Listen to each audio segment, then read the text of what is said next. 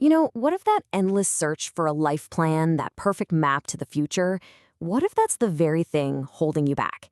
What if the key to everything isn't some grand vision, but something way smaller, much closer, and just infinitely more powerful?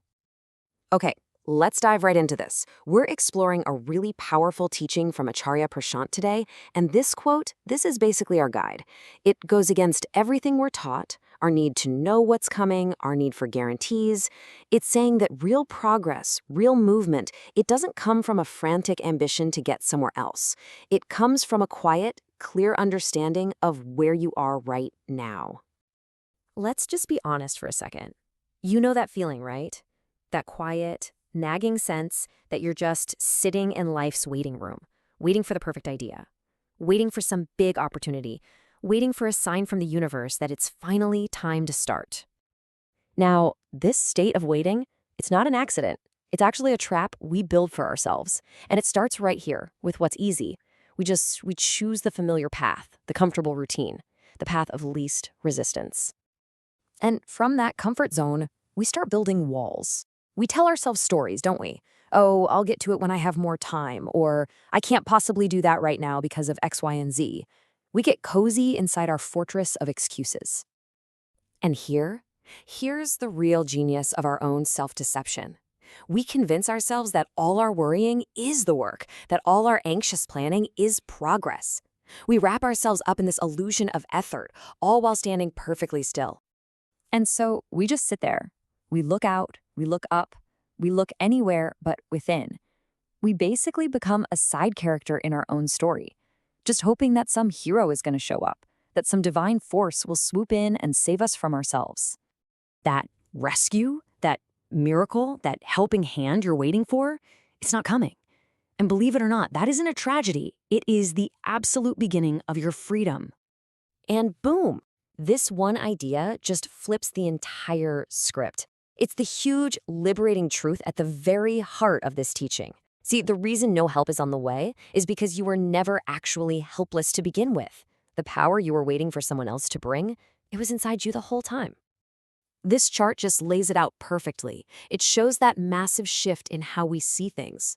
It's about moving from the illusion that you're helpless to the truth that you have enough, right now. You stop waiting to be rescued, and you start taking responsibility. You stop looking for a map of the entire journey, and you just take a step. Of course, this is usually where the fear kicks in, isn't it? The second you accept there's no map, you have to face this reality. The path ahead is foggy. You can't see the finish line. And that uncertainty, that's exactly why most of us stay stuck in that waiting room. So let's talk about this thing we want so badly. The full map. A complete life plan with zero risks, no surprises, and a guaranteed happy ending. Well, the teaching is crystal clear on this point. Nobody gets one, ever. And searching for this mythical map is actually where most of our anxiety comes from. So, if we're not given the full map, what are we given? This. Just this. The power, the clarity, and the resources for one. A single step. Not the whole staircase, not the view from the mountaintop, just the next right step. And the teaching insists that is all you'll ever need. Okay, this is where things get really wild. This teaching asks us to let go of the one thing our entire culture says is the key to success, our goals. So why on earth would we do that? Forget our goals? Well, because, as the teaching explains it, so many of our goals aren't even really ours. They're just conditioned ideas we've picked up from society, from our parents, from TV. They're the ego's desire for money or status, not the heart's deep call for freedom. So here's the switch. We replace the distraction of all those future goals with the sharp clarity of this one question. It just cuts through all the noise. It dissolves all the anxiety about what's coming and pulls you right into this moment. What is the one right thing to do right now? That's it. That's your new compass. And this just tears down our last line of defense, all our best excuses.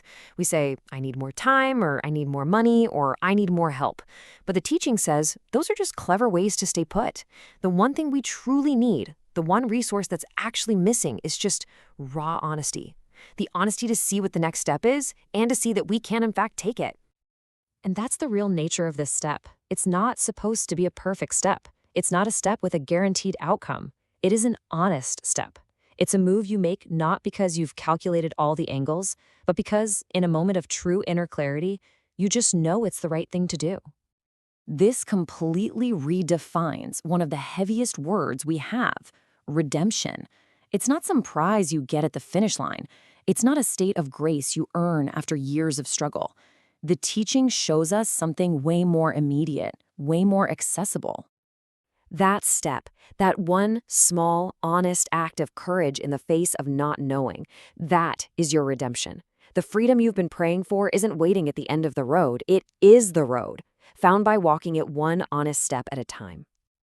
And so, this whole deep teaching really boils down to this one final, personal question. It's not a philosophy to think about anymore. It's a choice you have to make. So, putting aside the need for a map, forgetting about the unseen peak, what is the one honest step that's waiting for you right now?